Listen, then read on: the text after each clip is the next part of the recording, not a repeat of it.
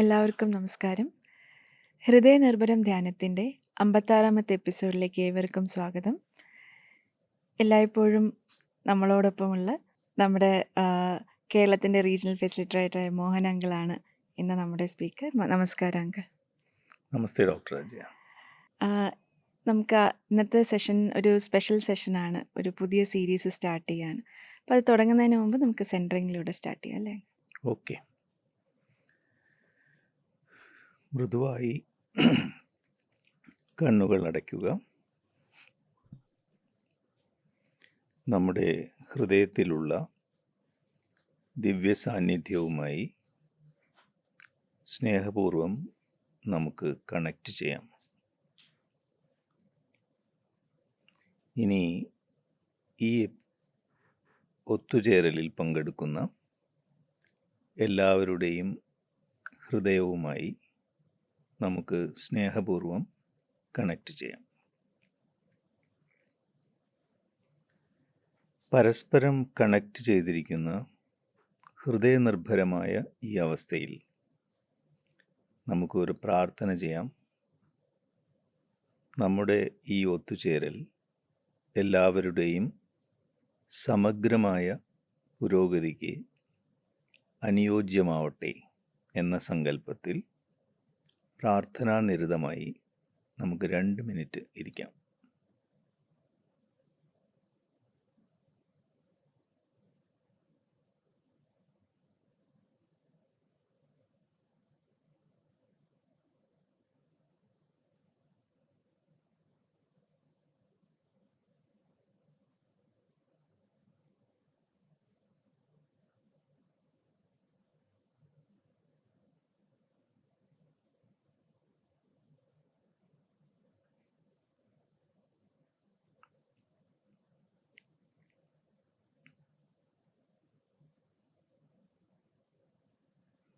Okay. ഇന്നത്തെ episode നമ്മൾ പറഞ്ഞ പോലെ തന്നെ ഒരു സ്പെഷ്യൽ എപ്പിസോഡാണ്. അതായത് ഇന്ന് നമ്മൾ ദാജിയുടെ ഒരു പുതിയ പുസ്തകമായ ഹോളി തീർത്ഥങ്കാർസിനെ കുറിച്ചുള്ളൊരു ചർച്ചയാണ് ഇന്നത്തെ എപ്പിസോഡിൻ്റെ സ്പെഷ്യൽ. അപ്പോൾ ആദ്യത്തെ ചോദ്യം അങ്കിൾ, ഹോളി തീർത്ഥങ്കാർസിനെ കുറിച്ച് പറയുമ്പോൾ, ഈ ഹോളി തീർത്ഥങ്കാർസ് ഈ പുസ്തകം കൊണ്ട് എന്താണ് ഉദ്ദേശിക്കുന്നത്? ദാജി ഓഥറായിട്ടുള്ളൊരു പുതിയ പുസ്തകമാണല്ലേ, എന്താണ് ഈ പുസ്തകം കൊണ്ട് ഉദ്ദേശിക്കുന്നതെന്നാണ് ആദ്യത്തെ ചോദ്യം. അപ്പോൾ റൂട്ടിൽ നിന്ന് തന്നെയാണ് തുടങ്ങുന്നത് അല്ലേ. നമ്മൾ തീർത്ഥം എന്ന് പറഞ്ഞാൽ എന്താണ്? പരിശുദ്ധമായിട്ടുള്ള വെള്ളം എന്നുള്ള അർത്ഥം. നമ്മൾ പറയില്ല തീർത്ഥാടനം എന്നൊക്കെ പറഞ്ഞാൽ തീർത്ഥയാത്രയ്ക്ക് പോവുക പറയില്ലേ. മഹാഭാരതത്തിലൊക്കെ ഉണ്ട്. ഈ വനവാസ കാലത്ത് പാണ്ഡവന്മാർ ഏകദേശം 250ഓളം തീർത്ഥസ്ഥലങ്ങൾ സന്ദർശിക്കുന്നതായിട്ട് പറയുന്നുണ്ട്. അപ്പോൾ തീർത്ഥങ്കാർ എന്ന് പറഞ്ഞു കഴിഞ്ഞാൽ എന്താ ഉദ്ദേശിക്കുന്നത് വെച്ചാൽ, ഒരു തീർത്ഥം നിർമ്മിക്കുന്ന ആൾ. തീർത്ഥം എന്ന് പറഞ്ഞാൽ പുണ്യമായിട്ടുള്ള ജലം അല്ലെങ്കിൽ ഒരു പുഴ എന്ന് പറയാം, ഒരു പ്രവാഹം തന്നെ. അപ്പോൾ അത് നിർമ്മിക്കുന്ന ആളാണ് തീർത്ഥങ്കാർ. എന്തിനാണ് ഈ പുഴ നിർമ്മിക്കുന്നത്? പല ജന്മജന്മാന്തരങ്ങളായി ജനന മരണ ചക്രങ്ങളിലൂടെ കടന്നു പോകുന്ന, അല്ലെങ്കിൽ ഒരു പ്രാരാബ്ധത്തിൻ്റെ സമുദ്രത്തിൽ കൂടി കടന്നു പോകുന്ന ഒരു ആത്മാവിന് അനുഭൂതിയുടെ സമുദ്രത്തിലേക്കുള്ള ഒരു കണക്ഷൻ. അപ്പോൾ ആ തീർത്ഥം സൃഷ്ടിക്കുകയാണ് അവർ. 2 സമുദ്രങ്ങൾക്കിടയിലുള്ള ഒരു പുഴ, അതാണ് തീർത്ഥം. അപ്പോൾ അത് നിർമ്മിക്കുന്ന ആളാണ് തീർത്ഥങ്കാർ. ഒരു സമുദ്രം എന്ന് പറയുന്നത് പ്രാരാബ്ധത്തിൻ്റെ, മറ്റേ സമുദ്രം അനുഭൂതിയുടെ. ഒരു കണക്റ്റിംഗ് ലിങ്കാണ് തീർത്ഥങ്കാർ എന്ന് പറയുന്നത്. ഗുരു എന്നുള്ള അർത്ഥത്തിൽ നമുക്ക് പ്രയോഗിക്കാം. അപ്പോൾ ഈ തീർത്ഥങ്കാർസ് എല്ലാം അവർ മണ്ണ്, മരങ്ങൾ, അതുപോലെ തന്നെ മനുഷ്യൻ്റെ മനസ്സിനെയും സംരക്ഷിക്കുന്നവരാണ്. നമുക്കറിയാം, മണ്ണ് ഫലഭൂയിഷ്ഠമാവണമെങ്കിൽ എന്ത് വേണം? മഴ അത്യാവശ്യമാണ്. മഴ ഉണ്ടാവണമെങ്കിലോ മരങ്ങൾ വേണം. അപ്പോൾ നമ്മുടെ ഭൂമി മാതാവിനെ ഫലഭൂയിഷ്ഠമായിട്ട് സൂക്ഷിക്കണമെങ്കിൽ മണ്ണും മരങ്ങളും അനിവാര്യമാണ്. ഈ മണ്ണും മരങ്ങളും ആര് സൂക്ഷിക്കും? മനുഷ്യൻ. അപ്പം മനുഷ്യൻ്റെ ക്രമീകരിക്കപ്പെട്ട മനസ്സ് ആവശ്യമാണ്. അപ്പോൾ അതുകൊണ്ടാണ് പറഞ്ഞത് മണ്ണും മരങ്ങളും മനുഷ്യൻ്റെ മനസ്സും സംരക്ഷിക്കുന്ന ഒരു വ്യക്തിയാണ് തീർത്ഥങ്കാർ എന്ന് പറയുന്നത്. അപ്പം നമ്മൾ പറഞ്ഞില്ലേ, 2 സമുദ്രങ്ങൾ തമ്മിലുള്ള ഒരു കണക്ഷനാണ്. ഇപ്പോൾ രാമായണം നോക്കിക്കഴിഞ്ഞാൽ അതിൽ ശ്രീരാമൻ വനവാസകാലത്ത് പുഴ കടക്കും, ഒരു പുഴയുടെ അപ്പുറത്തേക്ക് കടക്കണം. അപ്പോൾ ഒരു തോണിക്കാരൻ അവിടെ വരും. അദ്ദേഹം കാലങ്ങളായിട്ട് ശ്രീരാമനെ കാത്തു നിൽക്കുന്ന ആളാണ്. അപ്പോൾ ശ്രീരാമൻ ആ തോണിയിൽ കയറി അപ്പുറത്തേക്ക് കടക്കും. അപ്പോൾ ശ്രീരാമൻ ചോദിക്കും, നിനക്ക് എന്താണ് ഞാൻ തരേണ്ടത്? അപ്പോൾ ഈ തോണിക്കാരൻ പറയും, ഞാൻ അങ്ങയെ ഈ ഭൗതികമായിട്ടുള്ള ഈ പുഴ കടക്കാൻ സഹായിച്ചു, അങ്ങ് എന്നെ സംസാരസാഗരം കടക്കാൻ അങ്ങ് എന്നെ സഹായിക്കുന്നു. ജീവിതം അനുഭൂതിയുടെ സാഗരം എന്നുള്ള അർത്ഥത്തിലാണ്. അപ്പോൾ ആ അർത്ഥത്തിൽ ശ്രീരാമൻ്റെ ഒരു തീർത്ഥങ്കാർ എന്ന് പറയാം നമുക്ക് വേണമെങ്കിൽ. അപ്പോൾ അടിസ്ഥാനപരമായിട്ട് അവർ മണ്ണിനെയും മരങ്ങളെയും മനുഷ്യൻ്റെ മനസ്സിനെയും ക്രമീകരിക്കുന്നു എന്നർത്ഥം. നമുക്കറിയാം മരങ്ങൾ എന്താ വെച്ചാൽ ഈ എല്ലാ തീർത്ഥങ്കാർസും ഓരോ പ്രത്യേക മരത്തിൻ്റെ അടിയിലിരുന്നിട്ടാണ് തപസ് ചെയ്യുന്നത്. 24 തീർത്ഥങ്കാർസിനെ കുറിച്ച് പറയുന്നുണ്ട്. ആദ്യത്തെ തീർത്ഥങ്കാർ ഋഷഭ് ദേവ് എന്ന് പറയും. അദ്ദേഹം ആൽമരത്തിൻ്റെ അടിയിലാണ് തപസ് ചെയ്തിരുന്നത്. അവസാനത്തെ തീർത്ഥങ്കാർ മഹാവീരൻ, അദ്ദേഹം സാൽവൃക്ഷത്തിൻ്റെ അടിയിലാണ് തപസ് ചെയ്തിരുന്നത്. നമുക്കറിയാം ബുദ്ധൻ ബോധിവൃക്ഷം. ഈ മരങ്ങളെ ദീക്ഷവൃക്ഷം എന്നാണ് പറയുക. അപ്പം മനുഷ്യനും മരങ്ങളും തമ്മിൽ അഗാധമായിട്ടുള്ളൊരു കണക്ഷനുണ്ട്. ഒരു കാര്യം നമുക്കറിയാം, നമ്മൾ പുറത്തുവിടുന്ന കാർബൺ ഡൈ ഓക്സൈഡ് മരങ്ങൾ അബ്സോർബ് ചെയ്യുന്നു, നമുക്ക് ഓക്സിജൻ തരുന്നു.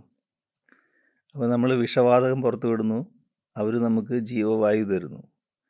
അതായത് നമ്മുടെ ശ്വാസകോശത്തിൻ്റെ ഒരു ഭാഗം മരത്തിൻ്റെ മുകളിലാണ്. അത് നമുക്ക് എല്ലാവർക്കും അറിയണം, CO2O2 എക്സ്ചേഞ്ച്. അത് മാത്രമല്ല, മനുഷ്യൻ്റെ മനസ്സിൻ്റെ എല്ലാ തരത്തിലുള്ള വൈകാരികതകളും മരവുമായിട്ട് എക്സ്ചേഞ്ച് ചെയ്യാം. അത് തിരിച്ച് അതിൻ്റെ ആ ശാന്തിയും സമാധാനവും ഊർജ്ജസ്വലതയും, മരങ്ങൾ നോക്കിയിട്ടുണ്ടാ സാഹചര്യം അനുകൂലമാകുമ്പോൾ എത്ര ഊർജ്ജസ്വലമായിട്ടാണ് അത് നിൽക്കുന്നുണ്ടാവുക. നമ്മൾ കാനയിലെ മരങ്ങളെ നോക്കിയിട്ടുണ്ടെങ്കിലേ ഫുൾ ഓഫ് ലൈഫാണ്, ഒരു എന്തൂസിയാസം കാണാം. അപ്പോൾ ശാന്തിയും സമാധാനവും ഊർജ്ജസ്വലതയും അത് തിരിച്ചു തരും നമുക്ക്. അപ്പോൾ ദാജി പറയാറില്ലേ, നമുക്ക് എന്തെങ്കിലും പ്രശ്നമുണ്ടെങ്കിൽ ഏതെങ്കിലും ഒരു മരത്തിൻ്റെ തടിയിൽ നമ്മുടെ പുറം ഭാഗം വെച്ചുകൊണ്ട് ഇങ്ങനെ ചാരിയിരിക്കുക. ചാരി ഇരുന്നിട്ട് നമുക്ക് പ്രെയർഫുള്ളായിട്ട് ഈ എക്സ്ചേഞ്ചിന് വേണ്ടി ഈ മരത്തിനോട് അപേക്ഷിക്കാം. അതായത് എൻ്റെ ഉള്ളിലുള്ള എന്താണോ നിനക്ക് ആവശ്യമുള്ളത് അത് എടുക്കുക, എന്നിട്ട് അങ്ങയുടെ ഈ ഊർജ്ജസ്വലതയും ശാന്തിയും സമാധാനവും എനിക്ക് പകർന്നു തന്നായിരുന്നു. അപ്പോൾ നമ്മൾ കൊടുക്കുന്നതൊക്കെ നെഗറ്റീവാണ്, പക്ഷേ മരം അത് ആക്സെപ്റ്റ് ചെയ്യുന്നു. എന്താ കാരണം വെച്ചാൽ മരത്തിനൊരു പ്രത്യേക ഒരു മരത്തിൻ്റെ ആത്മാവ്, മരത്തിനും ആത്മാവുണ്ട്. അതുകൊണ്ടാണ് അത് നമുക്കറിയാം അത് റെസ്പോണ്ട് ചെയ്യണത്. അത് മനുഷ്യൻ്റെ ഈ വൈബ്രേഷൻസിനെ, മനസ്സിൻ്റെ വൈബ്രേഷൻസിനെ പിക്കപ്പ് ചെയ്തിട്ട് അതിൻ്റെ എവല്യൂഷന് വേണ്ടി ഉപയോഗിക്കും. അത് മരം മൃഗമാവും, മൃഗം മനുഷ്യനാവും, മനുഷ്യൻ്റെ സ്റ്റേജിൽ നിന്നാണ് മോക്ഷപ്രാപ്തിക്കുള്ള അവസരം. അപ്പോൾ മരത്തിന് വളരെ ഫാസ്റ്റായിട്ട് മനുഷ്യൻ്റെ വൈബ്രേഷൻസ് അബ്സോർബ് ചെയ്തുകൊണ്ട് പുരോഗമിക്കാൻ സാധിക്കും. അപ്പോൾ നമ്മൾ ശ്രീകൃഷ്ണൻ്റെ കഥയിൽ കേട്ടില്ലേ, ഒരു ശ്രീകൃഷ്ണൻ ഒരിക്കൽ യശോദര ഒരു ഉരലിൽ കെട്ടിയിടും കുറുമ്പ് കൊണ്ട്. അപ്പോൾ വയറിലൊരു കയറ് കെട്ടി ഉരലിലിടും. അതുകൊണ്ടാണ് ശ്രീകൃഷ്ണൻ ദാമോദരൻ എന്നൊരു പേര്, അരയിൽ കയറ് കെട്ടിയിട്ടുള്ള ആളെന്നുള്ളത്. അപ്പോൾ ശ്രീകൃഷ്ണൻ ഇത് വലിച്ച് വലിച്ച് വലിച്ചു കൊണ്ടുപോകും. എന്നിട്ട് 2 മരങ്ങളുടെ ഇടയ്ക്ക് ഇത് കുടുങ്ങിപ്പോവും. നല്ല ശക്തിയിൽ വലിക്കുമ്പോൾ ഈ മരങ്ങൾ പറഞ്ഞു വീഴും. അത് രണ്ടും മനുഷ്യരായിട്ട് മാറും. പൂർവ്വജന്മത്തിലെ ക്ഷമയില്ലാത്ത രണ്ട് മനുഷ്യർ മരങ്ങളായിട്ട് വന്നതാണ്. ഇപ്പം ക്ഷമയില്ലാത്തവൻ മരമായിട്ട് പുനർജനിക്കുന്നതാണ്. കാരണം എന്താ, വർഷങ്ങളോളം അതിന് വെയിറ്റ് ചെയ്യണം, ഭക്ഷണം കിട്ടാൻ വരും. ഒരു സ്ഥലത്ത് വേറെ സ്ഥലത്തേക്ക് മൂവ് ചെയ്യാൻ പറ്റില്ലല്ലോ. അപ്പോൾ മനുഷ്യനുമായിട്ടുള്ള എക്സ്ചേഞ്ച് അത്ര ഇൻറ്റൻസ് ആണ്. അപ്പോൾ മരങ്ങളും മനുഷ്യനും തമ്മിലുള്ള ബന്ധം എന്ന് പറയുന്നത് അതിശക്തമാണ്. ഈ തീർത്ഥങ്കാർസ് അത് പ്രൊട്ടക്റ്റ് ചെയ്യുന്നു പറഞ്ഞു. അപ്പോൾ മനുഷ്യൻ്റെ മനസ്സും മണ്ണും മരങ്ങളും സംരക്ഷിക്കുക എന്നുള്ളതാണ് തീർത്ഥങ്കാർ എന്നുള്ളതുകൊണ്ട് ഉദ്ദേശിക്കുന്നത്. നമുക്കറിയാം, ലാലാജി മഹാരാജ് പറയാറില്ലേ, രാമായണത്തിലെ കാകഭൂഷൺ എന്ന് പറയുന്ന ഒരു സന്യാസിയെക്കുറിച്ച്. അദ്ദേഹം, രാമായണത്തിലൊരു കഥയാണത്. അതായത് ശ്രീരാമനെയും ലക്ഷ്മണനെയും ഇന്ദ്രജിത്ത് നാഗാസ്ത്രം കൊണ്ട് അവർ മരിച്ചുപോയി. പാമ്പ്, നാഗാസ്ത്രം എന്ന് പറഞ്ഞ പാമ്പാണ്. അപ്പോൾ ആ വിഷം കൊണ്ട് ഇവർ രണ്ടുപേരും മരിച്ചുപോയി. അപ്പോൾ അവരെ രക്ഷപ്പെടുത്തണമെങ്കിൽ പാമ്പിൻ്റെ ശത്രുവിനെ കൊണ്ടുവരണം. പാമ്പിൻ്റെ ശത്രു ഗരുഡനാണ്. അപ്പോൾ ഗരുഡനെ വിളിക്കും. ഗരുഡൻ മഹാവിഷ്ണുവിൻ്റെ വാഹനമാണ്. ഗരുഡൻ വന്നു. സാധാരണ ഗരുഡൻ പാമ്പിനെ ഇങ്ങനെ കൊത്തി കഷ്ണമാക്കി കഴിക്കുക. അങ്ങനെ പാമ്പിനെയൊക്കെ കൊന്ന് ഇവരെ രക്ഷപ്പെടുത്തി കഴിഞ്ഞ് ഗരുഡൻ വളരെ ഉന്നതമായ ആധ്യാത്മിക നിലയുള്ള ഒരു വ്യക്തിയാണ്. അദ്ദേഹം തിരിച്ച് ഹിമാലയത്തിലേക്ക് പറന്നു പോകുമ്പോൾ അദ്ദേഹത്തിൻ്റെ ഒരു ചിന്ത, ഞാൻ ഭഗവാന്റെ വാഹനമല്ലേ, ഭഗവാൻ തന്നെയാണ് ശ്രീരാമൻ, പക്ഷേ അദ്ദേഹത്തിന് എൻ്റെ സഹായം വേണ്ടി വന്നു. അപ്പോൾ ഒരു നിമിഷം ചിന്ത വന്നു, ഞാനാണോ ഭഗവാനാണോ അല്പം മേലെയെന്ന്. ഈ അഹം എന്നുള്ള ഒരു വേവ് അദ്ദേഹത്തിൽ വന്നപ്പോൾ അദ്ദേഹത്തിന് മൗഢ്യം ബാധിച്ചു, ഹെവിനെസ് വന്നു, സംസ്കാരങ്ങളെ പോലെ. ഉടനെ ഇദ്ദേഹം ഉന്നത വ്യക്തിത്വമായതുകൊണ്ട് അദ്ദേഹത്തിന് മനസ്സിലായി എന്തോ കുഴപ്പം പറ്റിയിട്ടുണ്ടെന്ന്. വേഗം പരമശിവൻ്റെ അടുത്ത് പോയി പറയും, എനിക്കിങ്ങനെ ഒരു മൗഢ്യം ബാധിച്ചിട്ടുണ്ട്, എന്താ വേണ്ടതെന്ന് പറഞ്ഞു. ഇതെനിക്കൊന്നും ചെയ്യാനില്ല, ഹിമാലയത്തിൽ കാകഭൂഷൺ എന്ന് പറഞ്ഞിട്ടൊരു യോഗി വര്യനുണ്ട്, അദ്ദേഹത്തിൻ്റെ അടുത്ത് പോയാൽ ഇതിനൊരു വഴിയുള്ളൂ എന്ന്. അപ്പോൾ നേരെ ഗരുഡൻ, കാകഭൂഷൺ എന്ന് പറഞ്ഞാൽ കാക്കയാണ്. ഗരുഡൻ പക്ഷികളുടെ രാജാവാണ്. കാക്ക എന്ന് പറഞ്ഞാൽ പക്ഷികളുടെ ഏറ്റവും താഴ്ന്ന ലെവലിലുള്ളതാണ്, പക്ഷെ മഹായോഗിയാണ്. അപ്പോൾ ഈ ഗരുഡൻ ഈ കാകഭൂഷൻ്റെ ആശ്രമത്തിലേക്ക് പ്രവേശിച്ചപ്പോഴേക്കും ഇദ്ദേഹം ഈ ഇല്ലൂഷൻ നിന്ന് പുറത്തു വന്നു. അതായത് അവിടുത്തെ മരങ്ങൾ, അതിനെക്കുറിച്ച് ലാലാജി മഹാരാജ് പറയണം. ഈ സ്പിരിച്വൽ ചാർജ് ഉൾക്കൊണ്ടിട്ടുള്ള ഈ മരങ്ങൾ ഒരു ഇല്ലൂഷന്ന് അല്ലെങ്കിൽ ഒരു മായയെന്ന് മനുഷ്യനെ വിമുക്തമാക്കാവുന്ന അത്രയധികം ചാർജാണ്. അപ്പോൾ സ്പിരിച്വൽ ചാർജ് ലാലാജി പറഞ്ഞില്ലേ, ഒരു മനുഷ്യനിലേക്ക് ട്രാൻസ്മിറ്റ് ചെയ്ത് 5 മിനിറ്റ് വരെ ട്രാൻസ്മിഷൻ റീറ്റെയിൻ ചെയ്യാൻ പറ്റുള്ളൂ. മരങ്ങൾ ജീവിതകാലം മുഴുവൻ അത് റീറ്റെയിൻ ചെയ്യും. അത് നശിച്ചു പോയാൽ മണ്ണിൽ അത് അലിഞ്ഞു തരും ഈ സ്പിരിച്വൽ കണ്ടീഷൻ. അപ്പോൾ അങ്ങനെയാണ് ഗരുഡൻ നേരെ പോയി കാക്കയുടെ കാൽക്കൽ വീണ് പിടിച്ചു ഉയർത്തിയപ്പോഴേക്കും അദ്ദേഹം ഈ മായന്ന് പുറത്തേക്ക് വന്ന ഒരു കഥയുണ്ട്. അപ്പം ഇതൊക്കെ കാണിക്കുന്ന മനുഷ്യനും മരങ്ങളും മണ്ണും തമ്മിലുള്ള ബന്ധം, അതിനെ സംരക്ഷിക്കേണ്ടതിൻ്റെ ആവശ്യകതയാണ്. അത് തീർത്ഥങ്കാരന് അത് പ്രധാന സ്ഥാനമുണ്ട് അതിൽ. അതാണ് ഈ പുസ്തകത്തിൻ്റെ അടിസ്ഥാനം. ഓക്കെ, നമ്മൾ പുസ്തകത്തിനെ കുറിച്ചാണ് സ്റ്റാർട്ട് ചെയ്തതിൽ അങ്കിൾ വളരെ കുറേ ചെറിയ കഥകളിലൂടെ നമുക്കതിനെ മനസ്സിലാക്കി തന്നു. ഒരുപാട് നന്ദി അങ്കിൾ. അപ്പം ഇപ്പം നമ്മൾ മനസ്സിലാക്കിയത് എന്താണ് ഈ ഹോളി തീർത്ഥങ്കാർ എന്ന് പറഞ്ഞ പുസ്തകം കൊണ്ട് ഉദ്ദേശിക്കുന്നത് എന്നുള്ളതിനെ കുറിച്ചാണ്. അടുത്തൊരു ചോദ്യം ഇതിനെക്കുറിച്ച് കണക്ട് ചെയ്ത് വരുന്നതെന്ന് വെച്ചാൽ, ദാജി ഈ പുസ്തകം എഴുതാനായിട്ടുള്ള ദാജിക്ക് എന്താണ് ഈ പ്രചോദനം, അല്ലെങ്കിൽ എന്താണ് ഇൻസ്പിറേഷൻ ഇങ്ങനെ ഒരു പുസ്തകം ഇറക്കാനായിട്ട്? ഓക്കെ, അത് വളരെ പ്രസക്തമാണ്. നമുക്കറിയാം, നമ്മുടെ പ്രിയപ്പെട്ട പ്രധാനമന്ത്രി മോദിജി, അദ്ദേഹം കാനശാന്തിവനം വിസിറ്റ് ചെയ്യേണ്ടായപ്പോൾ ഇതിൻ്റെ ദാജിയോട് ഇതിൻ്റെ ബാക്ക്ഗ്രൗണ്ടൊക്കെ ചോദിച്ചു, ഹാർട്ട്ഫുൾനെസ്, പിന്നെ കാനശാന്തിവനം. അപ്പോൾ കാനശാന്തിവനം നമുക്ക് എല്ലാവർക്കും അറിയാം, ഒരു മരുഭൂമി പോലത്തെ സ്ഥലമായിരുന്നു, വെള്ളം ഉണ്ടായിരുന്നില്ല. ഇപ്പോൾ അത് ശാന്തിവനായിട്ട് മാറി, ഒരു റെയിൻ ഫോറസ്റ്റ് വരെയുണ്ട്. വാട്ടർ ലെവൽ വളരെ അധികം ഉയർന്നു മരങ്ങളുടെ സാന്നിധ്യം കൊണ്ട്. അപ്പോൾ ഈ കാര്യങ്ങളൊക്കെ പറഞ്ഞപ്പോൾ അദ്ദേഹത്തിന് വളരെ ഇമ്പ്രസ്ഡായി മോദിജിക്ക്. അദ്ദേഹം പറഞ്ഞു, മരങ്ങളെക്കുറിച്ച് അങ്ങേക്ക് ഒരുപാട് കാര്യങ്ങൾ അറിയാം. അപ്പോൾ അദ്ദേഹം പറഞ്ഞു, ഡൽഹിയിൽ നിന്ന് ഗുജറാത്ത് വരെയുള്ള ഒരു മലനിരകൾ താരങ്ക ഹിൽസ് എന്ന് പറയും, 750 കിലോമീറ്ററോളം ദൂരമുണ്ട്. അത് ഇപ്പോൾ നോക്കിക്കഴിഞ്ഞാൽ മുമ്പത്തെ കാന പോലെ മരുഭൂമി പോലെ കിടക്കും. മരങ്ങളെ കൊണ്ട് നിറഞ്ഞ ഒരു വനമായിരുന്നു. അപ്പോൾ അത് ജൈനമത സന്യാസിമാർ തപസ് ചെയ്തിരുന്ന സ്ഥലമായിരുന്നു ഈ താരങ്ക ഹിൽസ്. അപ്പോൾ അദ്ദേഹം പറഞ്ഞു, ഇതിനെ ഇതുപോലെ വനവൽക്കരണം അവിടെ ചെയ്യാൻ രാജയോട് അദ്ദേഹം നിർദ്ദേശിച്ചു. അപ്പം അദ്ദേഹമാണ് പറയണത്, ഈ 24 തീർത്ഥങ്കാർസും ഈ ജെയിൻ സെയിൻസ് അവർ ഓരോരുത്തരും ഓരോ വൃക്ഷത്തിൻ്റെ അടിയിലിരുന്നിട്ടാണ് തപസ് ചെയ്തിരുന്നത്. അതിനെ ദീക്ഷവൃക്ഷം എന്ന് പറയും. ഇപ്പോൾ നമ്മൾ പറഞ്ഞില്ലേ. അപ്പോൾ ഈ തീർത്ഥങ്കാറും ഈ മരങ്ങളും തമ്മിലുള്ള ബന്ധം, അതിനെക്കുറിച്ച് ദാജിയോട് അദ്ദേഹം ഒരു റിസർച്ച് ചെയ്യാൻ പറയണം.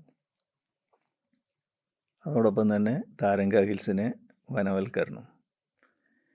അപ്പോൾ ആ വർക്ക് നമ്മുടെ ഹാർട്ട്ഫുൾനെസ് ഏറ്റെടുത്തു. കഴിഞ്ഞ 2 വർഷത്തിൽ ഏകദേശം 7.5 ലക്ഷം മരങ്ങൾ അവിടെ പിടിപ്പിച്ചിട്ടുണ്ട്. ഇപ്പം അത് ഒരു ഗ്രീൻ ഫോറസ്റ്റ് പോലെ ആയി തുടങ്ങി. അതെല്ലാം ഈ റെയിൻ ഗൺസ് ഉപയോഗിച്ച് ആർട്ടിഫിഷ്യലായിട്ടുള്ള മഴ ഉണ്ടാക്കിയിട്ടാണ് ചെയ്തിരിക്കുന്നത്. അപ്പോൾ ആ ദൗത്യം ഹാർട്ട്ഫുൾനെസ് ഏകദേശം 20 കോടി രൂപ മറ്റേ ഹാർട്ട്ഫുൾനെസ്സിന് അതിന് വേണ്ടി സ്പെൻഡ് ചെയ്തിട്ടുണ്ട്. അപ്പോൾ ഈ റിസർച്ച് ചെയ്യാൻ അദ്ദേഹത്തിനോട് മോദിജി ആവശ്യപ്പെട്ടാണ്. അതായത് മരങ്ങളും ഈ ജെയിൻ തീർത്ഥങ്കാർസും തമ്മിലുള്ള ബന്ധം എന്താണ്. അപ്പോൾ ആ ഗവേഷണമാണ് ദാജി. അപ്പോൾ ഇതിനെക്കുറിച്ച് ഒരു പുസ്തകങ്ങൾ തമിഴിലാണ് അവൈലബിൾ ആയിട്ടുള്ളത്. രത്നസഭാപതി എന്ന് പറയുന്ന ഒരാൾ തമിഴിൽ ഈ തീർത്ഥങ്കാർസിനെ കുറിച്ച് ഒരു പുസ്തകം എഴുതിയിട്ടുണ്ട്. അപ്പോൾ ആ പുസ്തകത്തിന് ഇംഗ്ലീഷിലേക്കുള്ള തർജ്ജമയും ദാജിയുടെ ഈ ഏരിയയിലുള്ള ഗവേഷണവും ഹാർട്ട്ഫുൾനെസ്സും കൂടി ചേർന്നതാണ് ഈ പുസ്തകം. ഓക്കെ. അപ്പം അത്രയും റിസർച്ച് ചെയ്താണ് ദാജി ഈ പുസ്തകം യെസ്, ഇറക്കിയിരിക്കുന്നത്. ഓക്കെ. അത് മോദിജിയുടെ ഒരു അതാണ് അതിൻ്റെ റിക്വസ്റ്റിൻ്റെ ഇൻസ്പിറേഷൻ. ഇൻസ്പിറേഷൻ പ്രകാരം. ഓക്കെ. അപ്പം അങ്കിൾ പറയുണ്ടായല്ലോ ഹാർട്ട്ഫുൾനെസ്സിൻ്റെ ഒരു ഫിലോസഫിയും കൂടെ കണക്ട് ചെയ്തിട്ടാണ് ഈ ബുക്ക് ഇറക്കിയേക്കുന്നത്. അപ്പം ജെയിൻ ഫിലോസഫിയും ഹാർട്ട്ഫുൾനെസ് ഫിലോസഫിയും തമ്മിലുള്ള എന്താണ് ബന്ധം, എന്താണ് ഒരു കണക്ഷൻ ഓക്കെ, എന്ന് പറയാം? അത് വളരെ പ്രസക്തമാണ് ആ ചോദ്യം. അതായത് നമ്മൾ പറഞ്ഞു, ഈ ആദ്യത്തെ തീർത്ഥങ്കർ ഋഷഭ് ദേവ് എന്നാണ് അദ്ദേഹത്തിൻ്റെ പേര്. അദ്ദേഹത്തിനെക്കുറിച്ച് വേദങ്ങളിലെല്ലാം റെഫറൻസ് ഉണ്ട്. അതായത് വേദങ്ങൾക്ക് മുമ്പുണ്ടായിരുന്ന ആളാണ് അദ്ദേഹം, ഋഷഭദേവൻ, ആദ്യത്തെ തീർത്ഥങ്കർ. അദ്ദേഹം ദശരഥ മഹാരാജാവിന് 72 തലമുറകൾക്ക് മുമ്പ് ജീവിച്ചിരുന്നു. കാരണം ഈ എല്ലാ തീർത്ഥങ്കാർസും മഹാരാജാക്കന്മാരായിരുന്നു. അതാണ് മറ്റൊരു പ്രത്യേകത. എല്ലാവരും രാജാക്കന്മാരായിരുന്നു. കുറേ കഴിയുമ്പോൾ അവർക്ക് ഒരു വിരക്തി വന്നിട്ട് രാജ്യഭരണം അവർ അടുത്ത അവകാശിയെ ഏൽപ്പിച്ചു കൊടുത്ത് ജീവിതം വിട്ട് തപസ്സിലേക്ക് പോവുകയാണ്. അങ്ങനെയാണ് ഒരു പ്രത്യേക വൃക്ഷം അവർ സെലക്ട് ചെയ്ത് അതിൻ്റെ അടിയിലിരുന്ന് തപസ്, അങ്ങനെ തീർത്ഥങ്കാരായി മാറുന്നു. ഒരു ഗുരുവിൻ്റെ പദവിയിലേക്ക് ഉയരുന്നു. അല്ലെങ്കിൽ ജെയിൻ ഫിലോസഫി പറയണ പോലെ കൈവല്യം നേടിയെടുക്കുന്നു. കൈവല്യം എന്നാണ് അവരതിന് പറയുക, അൾട്ടിമേറ്റ് സ്റ്റേറ്റിന്. അപ്പോൾ ഈ 72 ദശരഥന് 72 തലമുറകൾക്ക് മുമ്പാണ് ഋഷഭ് ദേവ്. അദ്ദേഹത്തിനെ കുറിച്ച് വേദങ്ങളിൽ പ്രതിപാദിക്കുന്നുണ്ട്. അദ്ദേഹമാണ് രാജയോഗയുടെ ഉപജ്ഞാതാവ് എന്നാണ് ബാബുജി മഹാരാജ് പറയുന്നത്. രാജയോഗ എന്ന് പറഞ്ഞാൽ മെഡിറ്റേഷൻ. അദ്ദേഹമാണ് ഈ പ്രാണാഹുതി കണ്ടുപിടിച്ചത് ആദ്യമായിട്ട്, ഋഷഭ് ദേവാണ്. പിന്നീട് അത് നശിച്ചുപോയി ഉപയോഗിക്കാതെ. പിന്നീട് അത് പുനരാവിഷ്കരിക്കുന്നത് ലാലാജി മഹാരാജാണ്. അപ്പോൾ ലാലാജി മഹാരാജും ഋഷഭ് ദേവും തമ്മിലുള്ള പ്രകാശിത ലോകത്തു നിന്നുള്ള ചില സന്ദേശങ്ങളുണ്ടായിരിക്കാം. ഈ പാർട്ട്ണർഷിപ്പിലാണ് ലാലാജി മഹാരാജ് ഈ പ്രാണാഹുതി പുനരാവിഷ്കരിക്കുന്നത്. അപ്പം അങ്ങനെയാണ് ഇതിൻ്റെ തുടക്കം. അപ്പോൾ ജെയിൻ ഫിലോസഫിയിൽ എങ്ങനെയാണെന്ന് വെച്ചാൽ, ജെയിൻസിന് ആർക്കും ഈ പ്രാണാഹുതി എന്താണെന്ന് അറിയില്ല. എല്ലാ തീർത്ഥങ്കാർസും ധ്യാനമുദ്രയിലാണ്. അവരുടെ ചിത്രം കണ്ടു കഴിഞ്ഞാൽ എല്ലാവരും ധ്യാനമുദ്രയിലാണുള്ളത്. അപ്പോൾ എന്താണ് മെസ്സേജ് കൊടുക്കുന്നത്? ഈ തീർത്ഥങ്കാരനെ ഞങ്ങളെപ്പോലെ ആവാനുള്ള സാധ്യതയാണ് കാണിച്ചു തരുന്നത്. അതിനെന്ത് വേണം? ധ്യാനിച്ച് ഈ തീർത്ഥങ്കാരനെ പോലെ ആയി മാറാം എന്നാണ് അതിൽ പറയണത്. അപ്പോൾ ഇനി ജെയിൻ ഫിലോസഫി നോക്കിക്കഴിഞ്ഞാൽ, ഇപ്പം നമ്മൾ പറഞ്ഞു മഹാവീരനെ കുറിച്ച് പറഞ്ഞില്ലേ, അദ്ദേഹത്തിനെ നിർഗ്രന്ഥി എന്ന് വിളിക്കാം. നിർഗ്രന്ഥി എന്ന് പറഞ്ഞാൽ ഗ്രന്ഥി ഇല്ലാത്ത, ഗ്രന്ഥി എന്ന് പറഞ്ഞാൽ ചക്രാസാണ്. നമ്മൾ പോയിൻ്റ് എന്ന് ഹാർട്ട്ഫുൾനെസ്സിൽ പറയില്ലേ. അപ്പോൾ ഇദ്ദേഹത്തിന് ഗ്രന്ഥികളേ ഇല്ല എന്ന് പറഞ്ഞാൽ എന്താ അർത്ഥം? ഈ സംസ്കാരങ്ങളുടെ ഘനീഭാവമേ ഇല്ല ഇദ്ദേഹത്തിന്. ഇപ്പോൾ വളരെ പരിശുദ്ധവും ലാളിത്യവും ഉള്ള ഒരു വ്യക്തിയാണെന്ന് അർത്ഥം. അങ്ങനെയാണ് കൈവല്യം എന്നുള്ള അവസ്ഥ നേടുന്നത്. അപ്പോൾ ഈ നിർഗ്രന്ഥി, ബാബുജി മഹാരാജിന് നിർഗ്രന്ഥി എന്ന് പറയാം. അപ്പോൾ ഈ നിർഗ്രന്ഥി എന്നുള്ളതുകൊണ്ട് ഉദ്ദേശിക്കുന്നത് സംസ്കാരങ്ങളുടെ ഘനീഭാവം ഇല്ലാത്ത വ്യക്തി എന്നുള്ള അർത്ഥത്തിലാണ്. അപ്പോൾ സംസ്കാരങ്ങളുടെ ഒരു സിദ്ധാന്തം ഉണ്ട് അവിടെ. അപ്പോൾ ജെയിൻ ഫിലോസഫിയിൽ പറയണത് സംസ്കാരങ്ങളെ ബ്ലോക്ക് ചെയ്യണം, അത് അനിവാര്യമാണ്. ആ സംസ്കാരങ്ങളെ കംപ്ലീറ്റ് ആയിട്ട് ബ്ലോക്ക് ചെയ്യണതിനെ അവർ സംവർക്ക് എന്ന് പറയും. സംവർക്ക്. പിന്നെ അപ്പോൾ സംസ്കാരങ്ങൾ പുതിയതായിട്ട് ഉണ്ടാവുന്നത് സ്റ്റോപ്പ് ചെയ്യുന്നു, സംവർക്ക്. ഓൾറെഡി നമ്മുടെ ഉള്ളിൽ അടിഞ്ഞുകൂടിയിട്ടുള്ള സംസ്കാരങ്ങളെ നീക്കം ചെയ്യേണ്ടതുണ്ട്. അതിനൊരു ക്ലീനിങ് ഉണ്ട്. അപ്പോൾ ക്ലീനിങ്ങിനെ കുറിച്ച് ആദ്യമായിട്ട് പറയുന്നത് ജെയിൻ ഫിലോസഫിയിലാണ്.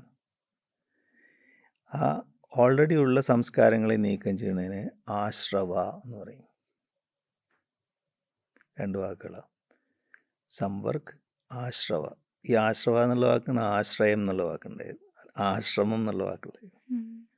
അപ്പോൾ ഈ ആശ്രമം കഴിഞ്ഞ് കഴിഞ്ഞാൽ ആ ഇന്നർ ഡിപ്പെൻഡൻസ് വരും, അതാണ് ആശ്രയം. ആന്തരികമായ ദിവ്യത്വത്തിലുള്ള പരിപൂർണമായിട്ടുള്ള ആശ്രിതത്വം. ആ അവസ്ഥയിൽ നമ്മൾ പരിപൂർണമായിട്ടുള്ള ലാളിത്യവും പരിശുദ്ധിയും നേടിയെടുക്കുന്നു. അതിനെ നിർജ്ജര എന്ന് പറയും. ഈ നിർജ്ജരയുടെ അടുത്ത സ്റ്റേജാണ് കൈവല്യം, മോക്ഷപ്രാപ്തി എന്ന് നമുക്ക് പറയാം, കൈവല്യം. അപ്പോൾ കൈവല്യം എന്ന് പറഞ്ഞാൽ അൾട്ടിമേറ്റ്, ആത്യന്തികമായ മോക്ഷപ്രാപ്തിയെക്കുറിച്ചാണ് പറയുന്നത്. ഇതാണ് ജെയിൻ ഫിലോസഫി.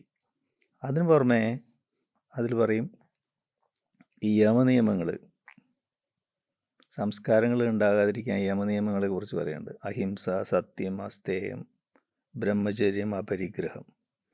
അതിൽ നിന്നാണ് പതഞ്ജലി മഹർഷി യമനിയമങ്ങൾ ഉണ്ടാക്കിയിട്ടുള്ളത്. അതിൻ്റെ ഉറവിടം ഈ തീർത്ഥങ്കാർസിൻ്റെ യമനിയമങ്ങളാണ്. പിന്നെ ബാബുജി മഹാരാജ് അതിൽ നിന്നാണ് 10 നിർദ്ദേശങ്ങൾ ഉണ്ടാക്കിയിട്ടുള്ളത്, 10 മാക്സിംസ് അല്ലേ.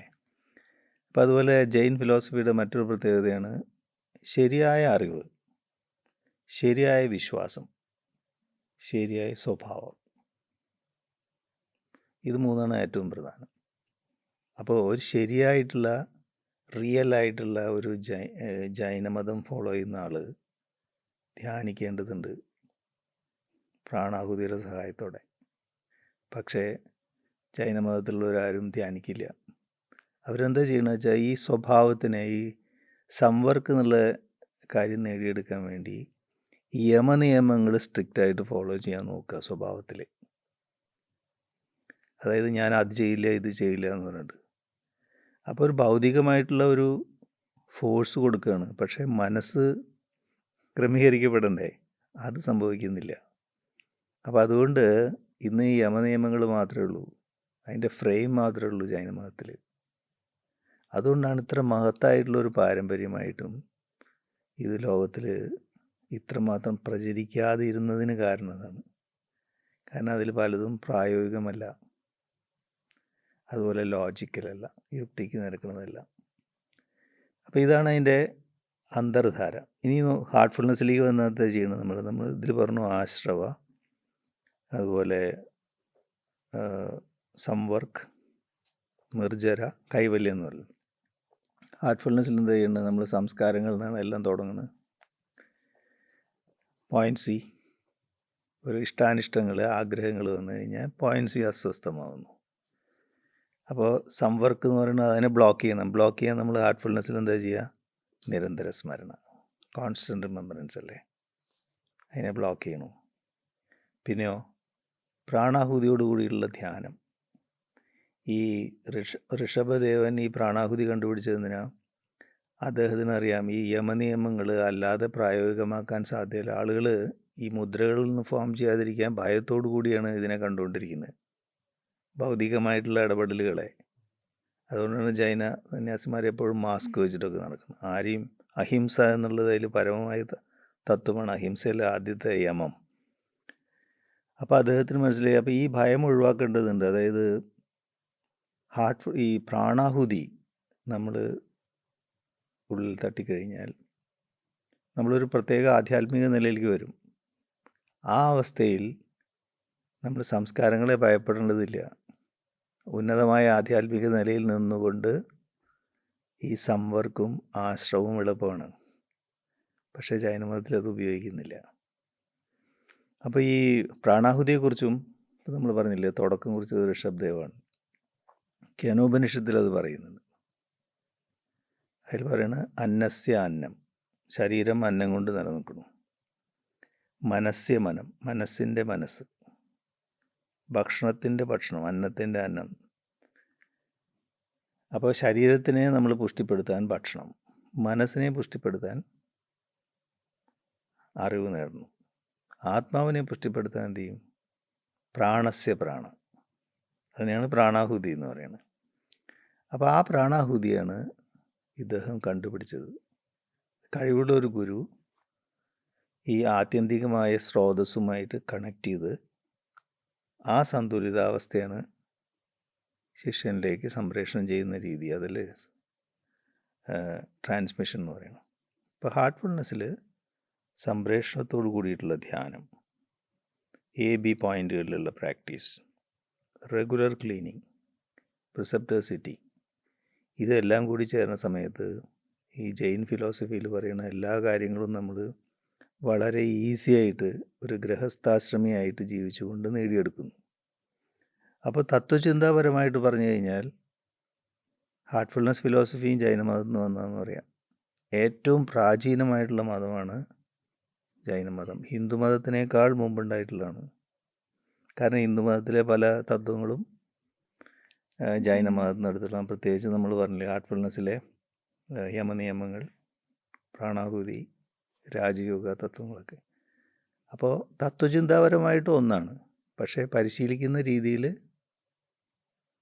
അത് ഡൈല്യൂട്ടായി, ആത്മീയതയും മതവും പോലെയായി. ഇതാണ് ഇത് തമ്മിലുള്ള ഫിലോസഫിക്കലായിട്ടുള്ള സാമ്യം. ഇപ്പോൾ ഒരു refined version of Jain philosophy എന്നാണ് നമ്മുടെ ഹാർട്ട്ഫുൾനെസ്. അതൊരു പ്രാക്ടിക്കൽ ആസ്പെക്റ്റിലോട്ട് ആണ് തീർച്ചയായിട്ടും. നമ്മൾ കൂടുതൽ ഫോക്കസ് ചെയ്യുന്നത്. Yes. Thank you so much uncle. കാരണം ഇതിൻ്റെയൊക്കെ ഒരു ഉറവിടം എന്ന് പറയുന്നത് ഒന്നാണ് എന്നുള്ളതിനെക്കുറിച്ച് വളരെ ഡീറ്റെയിൽഡായിട്ട് അങ്കിൾ സംസാരിക്കേണ്ടായി. നമ്മൾ 72 ജനറേഷന് മുമ്പ് ആണ് പ്രാണാഹുതി ഉണ്ടായിരുന്നു എന്ന് പറഞ്ഞെങ്കിലും അതിന് ജെയിനായിട്ടൊരു കണക്ഷൻ ഉണ്ട് എന്നുള്ളതും അതിൻ്റെ ഫിലോസഫിയും ക്ലീനിങ്ങിനെ കുറിച്ചും അതിലും മെൻഷൻ ചെയ്യുന്നതിനെക്കുറിച്ച് നിങ്ങൾ വളരെ ഡീറ്റെയിൽഡായിട്ട് എങ്ങനെയാണ് രണ്ട് ഫിലോസഫി കണക്ട് ചെയ്തത് എന്നുള്ളതിനെക്കുറിച്ച് പറയണ്ടേ. അപ്പം ഉറപ്പായിട്ട് നമ്മുടെ എല്ലാ പ്രേക്ഷകർക്കും ഇതൊരു എന്താ പറയുക, ഒരു ഫുഡ് ഫോർ തോട്ട് എന്നുള്ളതിനെക്കുറിച്ച്, അതിനെക്കുറിച്ച് കുറേയും കൂടുതൽ മനനം ചെയ്യാനായിട്ടുള്ള കാര്യങ്ങളും അങ്കിൾ ഇന്നത്തെ സെഷനിൽ പറയുണ്ടായി. അപ്പോൾ ഒരുപാട് നന്ദി അങ്കിൾ. നമ്മുടെ ഇന്നത്തെ 3 ചോദ്യം: എങ്ങനെയാണ് ഈ ബുക്കിൻ്റെ ഉറവിടം, എന്താണ് ദാജിയുടെ ഇൻസ്പിറേഷൻ, അതുപോലെ തന്നെ ജെയിൻ ഫിലോസഫിയും ഹാർട്ട്ഫുൾനെസ് ഫിലോസഫിയും തമ്മിലുള്ള എന്താണ് കണക്ഷൻ എന്നുള്ളതിനെക്കുറിച്ച് വളരെയധികം ഡീറ്റെയിൽഡായിട്ടും നമുക്ക് എല്ലാവർക്കും മനസ്സിൽ തട്ടി മനസ്സിലാവുന്ന രീതിയിൽ അങ്കിൾ എക്സ്പ്ലെയിൻ ചെയ്യേണ്ടായി. Thank you so much uncle.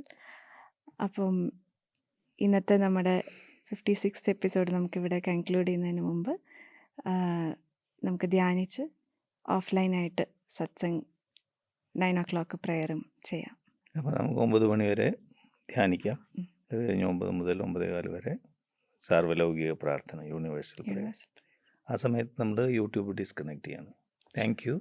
നമസ്കാരം. Thank U.